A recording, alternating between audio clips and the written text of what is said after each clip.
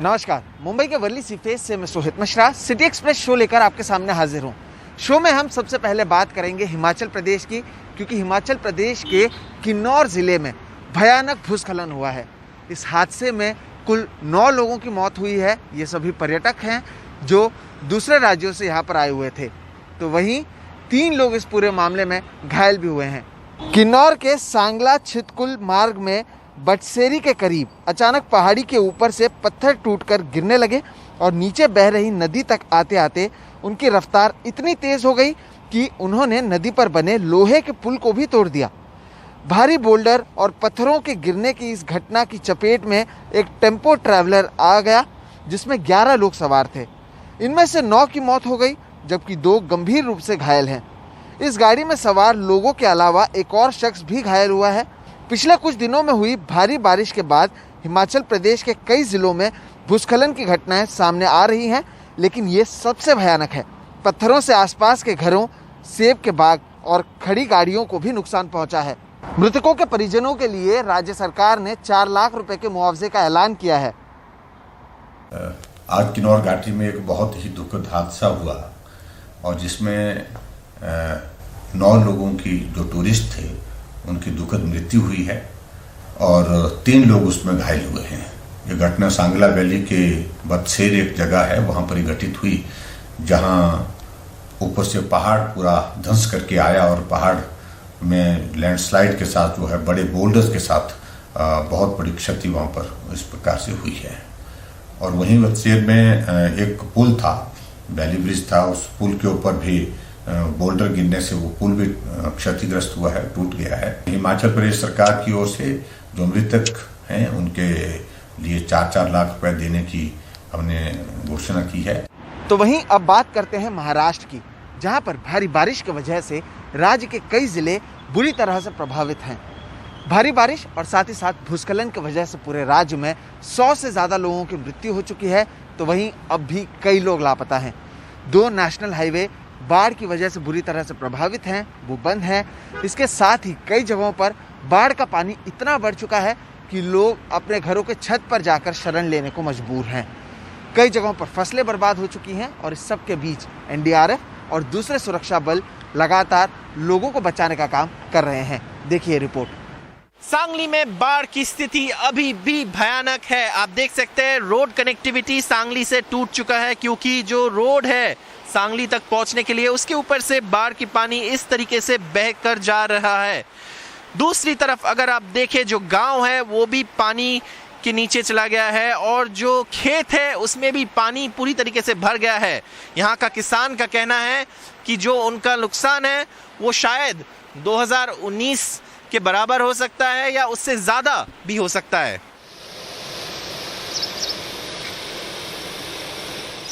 सांगली गांव में शहर से बमुश्किल 2 किलोमीटर दूर जाते ही सड़क पूरी तरह गायब हो गई है। कृष्णा नदी उफान पर है। बाढ़ के पानी से आसपास के सैकड़ों गांव सड़क मार्ग से कट गए हैं। हालात ये हैं कि सड़कों पर गाड़ियों की जगह मछलियां तैरती दिख रही हैं। कई जगह ग्रामीणों को सुरक्षित जगहों पर ले जाया गया है। खाली पड़े घरों की छतों पर आवारा कुत्तों ने डेरा जमा लिया है। स्थानीय लोगों की चिंता है कि पानी अभी और बढ़ेगा। अभी 2019 से जितना पानी था उसमें थोड़ा कम है, लेकिन सांगली यहाँ से अभी 2 किलोमीटर आगे है। आज थोड़े दिनों में, आज शाम तक वो 2019 का पानी जितना आया था उतना हो जाएगा। कई लोग मजबूरी में कमर तक पानी के बावजूद सड़कों से अपने घरों को जाते दिखे। सबके घर पानी में डूबे हुए हैं। कस्बेटी गराज गांव में लोगों को सुरक्षित जगहों पर पहुंचाने के लिए नावों का सहारा लिया जा रहा है। स्थानीय लोगों को करीब के एक कॉलेज में टिकाया गया है। इसे फिलहाल राहत शिविर में बदल दिया गया है। सांगली जिला के कई गांव में यही स्थिति है। इस वक्त बाढ़ की स्थिति है, पानी बहुत ज़्यादा है। ये वही जगह है जहाँ पे पानी शुरू हो रहा है, लेकिन आगे आप जाओगे तो पानी कमर तक आती है और कुछ जगह पे चेस्ट तक भी आती है। इतनी ऊंचाई है पानी की। इस वक्त बाढ़ की पानी है ये, और ऐसे कई गांव हैं सांगली जिला में। कई सारे लोगों को दूसरी जगह पे शिफ्ट भी किया गया है। इस साइड अगर आप देखें, इस साइड अगर आप देखें तो यहाँ पे दूसरी तरफ उनका खेत भी है और खेत भी पूरी तरीके से डूबे हुए हैं। करीब 80,000 लोगों को राहत शिविरों में पहुंचाया गया है। उनके लिए खाने पीने के इंतजाम किए गए हैं। ये महिलाएं शुक्रवार से इस राहत शिविर में हैं। हम शुक्रवार को यहाँ आए और हमने देखा हमारे घर पूरी तरह डूबे हुए हैं। उन्होंने हमारे लिए खाने वगैरह का इंतजाम किया है। नदी का पानी बढ़ गया है। उन्होंने यहाँ हमारे लिए सारे इंतजाम किए हैं। स्थानीय ग्रामीण चिंता में हैं। उन्हें लगता है कि इस बार फिर 2019 जैसा हाल होगा। महाराष्ट्र के मुख्यमंत्री उद्धव ठाकरे ने रविवार को चिपलूण का दौरा किया। ठाकरे ने कहा कि कोंकण इलाके में भारी बारिश आम बात है, लेकिन इस बार जैसे हालात उन्होंने पहले नहीं देखे। संभावना है कि मुख्यमंत्री उद्धव ठाकरे सोमवार को सांगली का दौरा करें। ठाकरे ने कहा कि केंद्र के साथ नुकसान का जायजा लेने के बाद राहत योजना का ऐलान किया जाएगा। सांगली जिले में बहुत सारे गांव ऐसा है जहां पे पानी बहुत ज़्यादा है। बाढ़ का पानी अभी भी उतरा नहीं है और पानी बढ़ तो नहीं रहा है इस वक्त, लेकिन उतरने में समय ले रहा है क्योंकि ऊपर से जो डैम का पानी है वो भी थोड़ा थोड़ा छोड़ा जा रहा है। इस तस्वीरों में आप देख सकते हैं कि कैसे इस गांव में जिनका ग्राउंड फ्लोर पे घर है वो तो रह नहीं सकते क्योंकि पूरा पानी आ गया अंदर। जिनका फर्स्ट फ्लोर में घर है वो कुछ हद तक रह सकते हैं क्योंकि पानी अंदर नहीं आया है। और ऐसी स्थिति सांगली जिला के बहुत सारे गाँव में है। लोगों को कॉलेज या चर्च में रखा गया है ताकि वो सेफ रहे। इस गांव से जो लोग हैं जिनको यहाँ से सेफ जगह पे मूव किया गया है उनको आसपास की जगह पे रखा गया है। सांगली से कैमरा पर्सन राजेंद्र दयालकर के साथ सौरभ गुप्ता, एनडीटीवी इंडिया। तो वहीं महाराष्ट्र के सांगली में 2 युवाओं ने 30 लोगों की जान बचा ली। एक बोट में 30 लोग जा रहे थे। बाढ़ का पानी बढ़ने से नाव डूबने लगी। इसकी खबर जब किरण और विकास को हुई तो उन्होंने अपनी जान की परवाह नहीं करते हुए लोगों को बचाया। सभी लोग पूरी तरह सुरक्षित हैं। बारिश में थोड़ी कमी आए हैं, लेकिन इस वक्त अगर आप देख सकते हैं तो ये जो सांगली जाने के सारे रास्ते हैं वो पूरी तरीके से बंद है क्योंकि चाहे आप कहीं से भी सांगली जाने की कोशिश करो तो ऐसे ही रास्ते में आपको पानी दिखाई देंगे। जो बाढ़ के पानी है जो अभी फ्लो हो रहा है रास्ते के बिल्कुल ऊपर से, तो यहाँ से अगर कोई गाड़ी जाने की कोशिश करती है तो वो भी बह जाने की चांस है। इसलिए कोई अभी रास्ते से नहीं जा रहा है। रास्ता बंद कर दिया गया है, पुलिस के तरफ से बैरिकेड कर दिया गया है। आगे जाके और भी पानी है तो सांगली शहर में जाने के लिए कोई अभी रास्ता बचा नहीं है। हर जो रास्ता है उसमें पानी है और ये आसपास के गांव में भी पानी आया है। मैं अपने कैमरा पर्सन से कहूँगा कि ये जो घर देखिए आप, घर के बिल्कुल ऊपर तक पानी आ गया है यहाँ पे और ऐसे ही स्थिति इस इलाके के आसपास हमें दिखाई दे रहे हैं। आज बारिश कम है लेकिन पानी उतरने में समय लगेगा, ऐसा लोगों का कहना है। यहाँ के जो पालक मंत्री है जयंत पाटिल, उन्होंने भी यहाँ पे कल आए थे देखने के लिए सांगली में। उनका कंस्टिट्यूएंसी है इस्लामपुर, ये सांगली इस्लामपुर रोड है और ये आगे जाके सांगली पहुंचता है। इस तरफ से जो भी आना चाहता है, सांगली जाना चाहता है, वो नहीं पहुंच पा रहा है क्योंकि रास्ते में ऐसा पानी का स्थिति है, पानी बह के जा रहा है। ये बाढ़ का पानी है और अधिकारियों का कहना है कि ये पानी उतरने में और 1 दिन लग सकता है। तो तब तक ये जो ट्रैफिक है ये यहाँ पे रुके रहेंगे, आगे नहीं जा पाएंगे क्योंकि पानी का जो स्थिति है वो पूरी तरीके से अभी भी उतरा नहीं है। रास्ते के ऊपर से फ्लो हो रहा है और गाड़ी और जो ट्रैफिक है जो अगर यहाँ से जाने की कोशिश करे तो वो बह जाने की चांस है। इसलिए यहाँ से अभी रोड्स सांगली की तरफ पूरी तरीके से बंद कर दिया है। सांगली और कोल्हापुर की स्थिति अभी तक इम्प्रूव नहीं हुआ है क्योंकि वहाँ पे अभी तक पानी है और पानी उतरने में थोड़ा समय लग रहा है। नोएडा में एक दर्दनाक हादसा हुआ। क्रिकेट की बॉल को सीवर प्लांट से निकालने के लिए सीवर प्लांट में घुसे 2 लोगों की जहरीली गैस के वजह से दम घुटने से मौत हो गई। तो वहीं इन 2 लोगों को निकालने के लिए और 2 लोग भी अंदर गए जिनकी हालत अभी गंभीर है। ये गेंद निकालने की कोशिश इतनी महंगी पड़ सकती है किसी ने सोचा नहीं होगा। नोएडा के सेक्टर 6 स्थित जल निगम के सीवर प्लांट के पास पार्क में खेल रहे लड़कों की गेंद प्लांट के टैंक में गिर गई।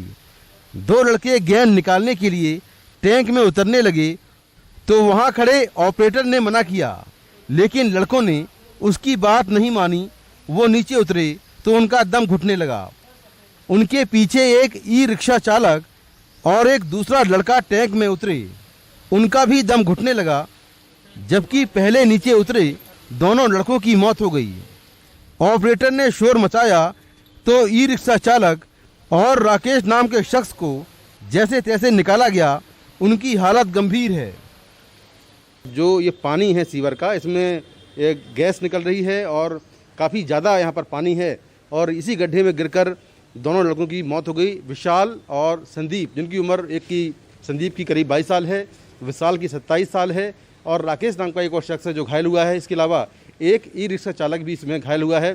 फिलहाल पुलिस पूरे मामले की जांच कर रही है कि आखिर ये हादसा कैसे हुआ, ये लापरवाही है या फिर लड़कों ने जानबूझकर यहाँ वो घुसे, तो ये पूरी जांच चल रही है। और लेकिन दर्दनाक हादसा है कि सीवर टैंक में घुसने से 2 लड़कों की मौत हो गई, जबकि 2 लोग गंभीर रूप से घायल हो गए। गेंद जैसे ही आई तो गेंद लेने के लिए वो नीचे उतरने की कोशिश की। हमने उनसे मना किया, भैया इसमें गैस आ रही है, भैया इससे दूर रहो। इतने में तो मूर्छा होकर वो गिर ही गए साहब। तो पल का समय नहीं लगा, जैसे ही गैस लगी वो नीचे गिर गए।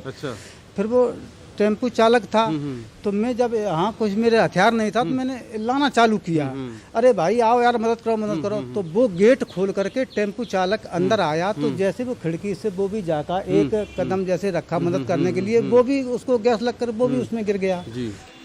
मृतकों की पहचान 22 साल के संदीप और 27 साल के विशाल के तौर पर हुई। दोनों नोएडा के हरौला गांव के रहने वाले थे। मृतकों का परिवार सदमे में है। उनका आरोप है कि ये हादसा जल निगम के अफसरों की लापरवाही से हुआ। पुलिस मामले की जांच में लगी है। पुलिस और फायर डिपार्टमेंट को सूचना मिली। फायर डिपार्टमेंट की टीम हमारी पहुंची मौके पर और उन लोगों ने अपने स्पेशल ऑपरेटर्स के माध्यम से अंदर घुस करके सबको निकाला और तत्काल वहां से हम लोगों ने इनको हॉस्पिटल भेजा। वहां पर 2 मृत अवस्था में पाए गए, दोनों ब्रॉडेड लाए गए वहां पर, और बाकी 2 को वहां से प्रारंभिक इलाज के बाद सफदरजंग भेज दिया गया। बेसिकली ये बहुत ही दुखद घटना हुई थी और उसमें हम लोगों ने जो भी उस समय की अपेक्षित था उसकी तरह से हम लोगों ने प्रयास किया। परिजनों को सूचना दे दी गई है और हम लोग आवश्यक वैधानिक कार्रवाई कर रहे हैं। इस बीच दोनों घायलों को दिल्ली के सफदरजंग अस्पताल में भर्ती कराया गया है। ये घटना साफ बता रही है कि कई बार लापरवाही और जिद किस कदर भारी पड़ सकती है। नोएडा से अपने सहयोगी अरविंद उत्तम के साथ मैं मुकेश सिंह, एनडीटीवी इंडिया।